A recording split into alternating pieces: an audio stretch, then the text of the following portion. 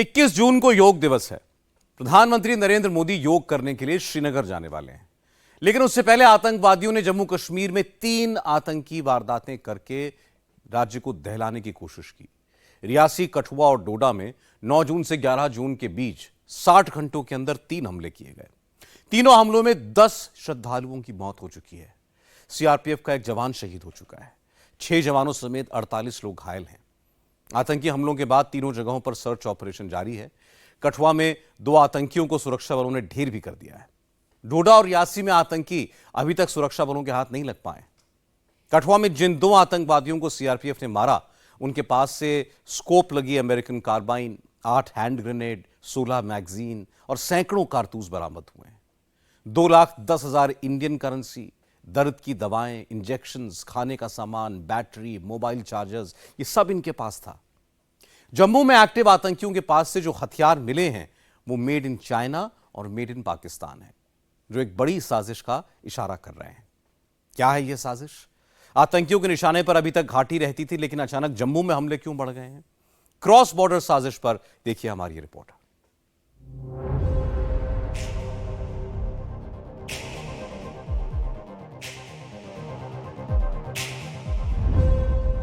पाकिस्तानी और Chinese grenade, वो भी 1 नहीं 2 नहीं, पूरे 8।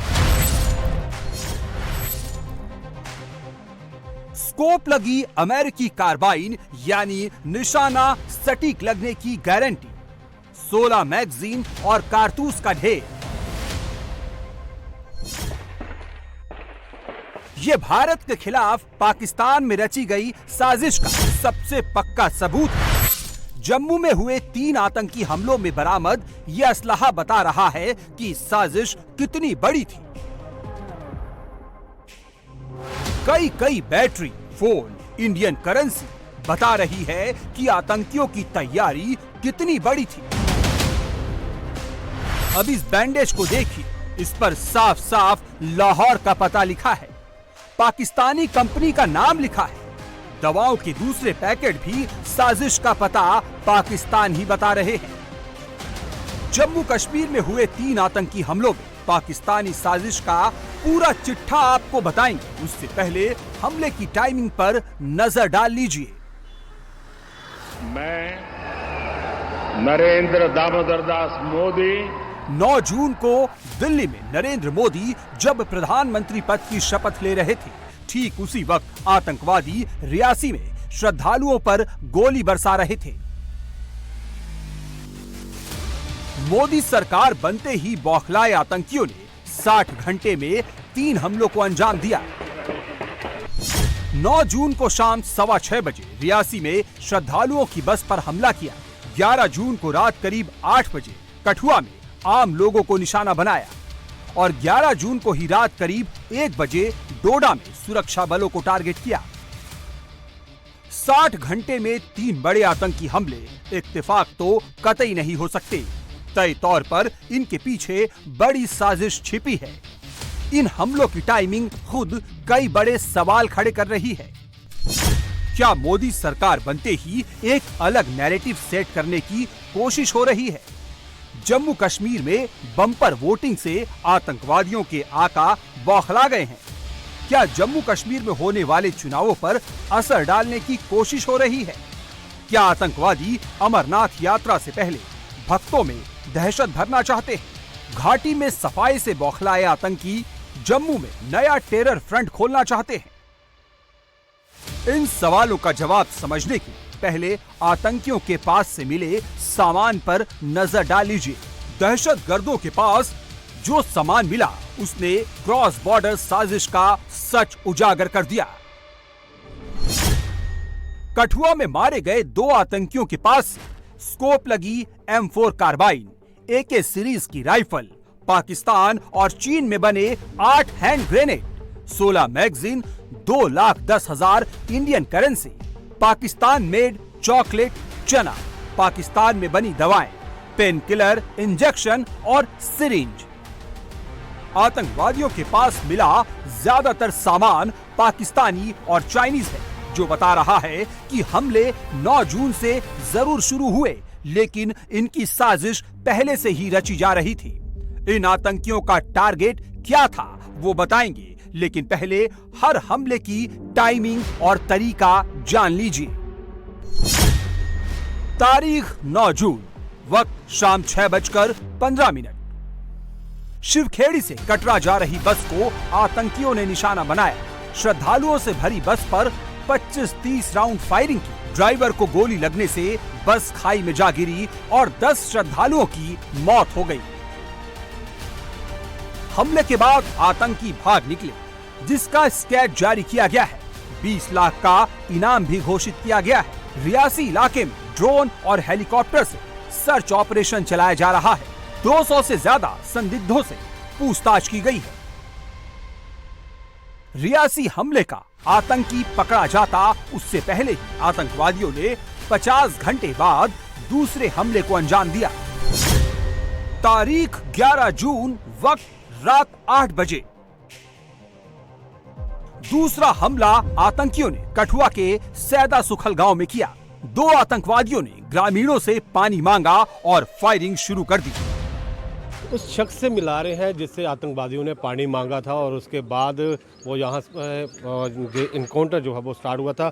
आपका नाम जो है मैं पूछना चाहता हूँ, आपका नाम क्या है? मेरा नाम अश्विनी कुमार शर्मा, अशु। अश्विनी जी, कब आए थे ये लोग, क्या समय था? ये 7:30 पौने 8 का टाइम था। 8:30 पौने 8 का टाइम था। कितने लोग थे और क्या किस वेशभूषा में थे? काले कपड़े थे और बैग लटकाए थे, मास्क पहना था, छोटी छोटी दाढ़ी थी, एक की थोड़ी लंबी थी, एक की छोटी थी, और एक राइफल थी, एक 47। राइफल देखी आप? हाँ देखी है सर, तभी तो एनकाउंटर हुआ, उधर फायरिंग हुई है। पानी मांगा उन्होंने? हाँ, फिर मैंने उनको देखा तो मेरे को बुलाया, भाई इधर आना, बात सुने, 1 मिनट प्यास लगी है, पानी पिला यार। मैं थोड़ा से पीछे खिसका, मैं आगे आ गया। मैंने लोगों को बता के अंदर छुप जाओ। 20 फुट की दूरी पे हमारा चौक था, मेन चौक, यहाँ पे सभी बच्चे खेल रहे थे, आ रहा था जा रहा था, मेन स्टैंड था हमारे गांव का। तो उनको बोला कि अंदर छुप जाओ, जो जहाँ पे है वो छुप गए, भागे। फिर उधर से वो आए, फिर उन्होंने पानी पिया कि नहीं पिया इसका पता नहीं। फिर किसी के घर में घुसे, उन्होंने वहाँ पे ड्रम से पानी पिया, ड्रम में। फिर उधर फायरिंग भी की, 20 राउंड फायर किए होंगे उन्होंने।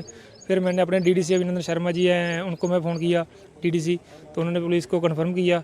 आधे घंटे में पुलिस भी इधर पहुँच गई मौके पे। फिर उन्होंने एनकाउंटर किया, उसको ढेर कर दिया इधर, दूसरा भाग गया। तो पुलिस उसके साथ सेना भी आ गई इकट्ठी, 2-3 मिनट का अंतर था खाली।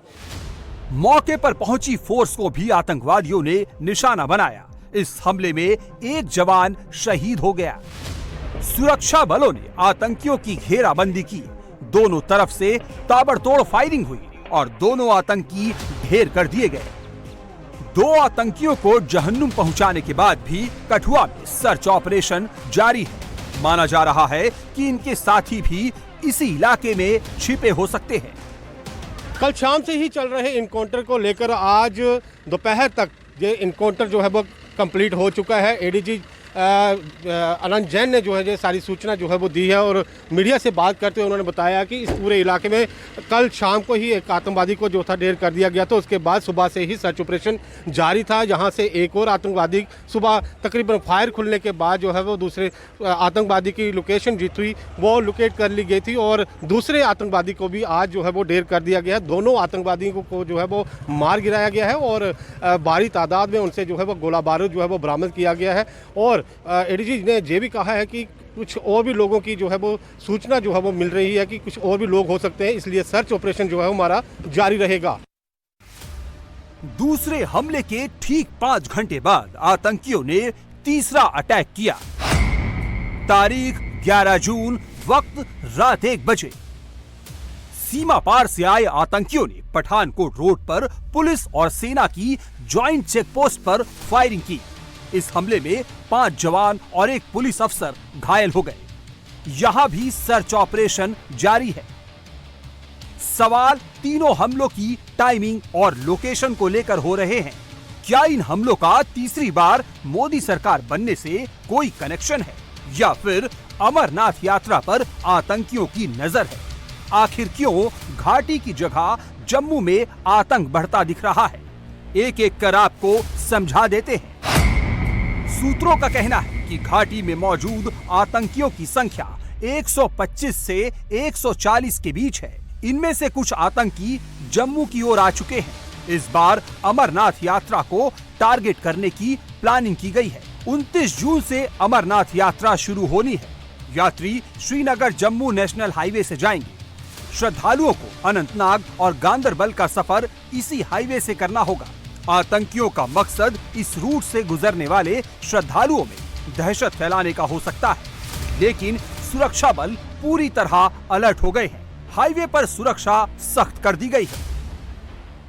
जम्मू के रियासी में श्रद्धालुओं की बस पर हुए मिलिटेंट हमले के बाद कश्मीर में सुरक्षा को अलर्ट कर दिया गया है। श्रीनगर से लेकर जम्मू तक जगह जगह पर जवानों की तैनाती बढ़ा दी गई है। खासकर श्रीनगर जम्मू नेशनल हाईवे पर चप्पे चप्पे पर पहरा बिठा दिया गया है, क्योंकि 29 जून से शुरू होने वाली इस वर्ष की पवित्र अमरनाथ यात्रा का वाहिद ये एक रास्ता है जहां से यात्री अनंतनाग और गांदरबल का सफ़र जो है यात्रा के लिए तय करते हैं। ऐसे में जो सुरक्षा एजेंसियों को इनपुट्स मिले हैं कि मिलिटेंट्स अमरनाथ यात्रा के दौरान किसी बड़ी वारदात को अंजाम दे सकते हैं, बिना कोई जोखिम उठाए हुए यात्रा से पहले ही चप्पे चप्पे पर सुरक्षा बलों की तैनाती की गई है। हम इस वक्त श्रीनगर जम्मू नेशनल हाईवे पे मौजूद हैं। यहाँ की एक तस्वीर आपको दिखा सकते हैं। आप देख सकते हैं कि जगह जगह पे जवान जो है उनको तैनात किया गया है। सीसीटीवी कैमरास से नेशनल हाईवे पर हर हरकत पर नज़र रखी जा रही है। इतना ही नहीं, 14 जून को गांदरबल ज़िले में माता खीर भवानी का जन्मदिन भी मनाया जा रहा है, जिसमें देश के विभिन्न इलाकों से कश्मीरी पंडित जो है उस दिन को सेलिब्रेट करने के लिए पहुंचते हैं। ऐसे में पहले से ही पूरे कश्मीर में सुरक्षा के कड़े इंतजामात किए गए हैं। वैष्णो देवी और अमरनाथ जाने वाले श्रद्धालुओं को सुरक्षा बलों ने सतर्क रहने की एडवाइजरी जारी की है। रियासी कटरा के बीच चलने वाली हर बस में 2 सुरक्षा कर्मी तैनात किए गए हैं। रियासी कटरा के बीच 5 जगहों पर बैरक बनाए जा रहे हैं। श्रद्धालुओं को रात के सफर से बचने की सलाह दी गई है।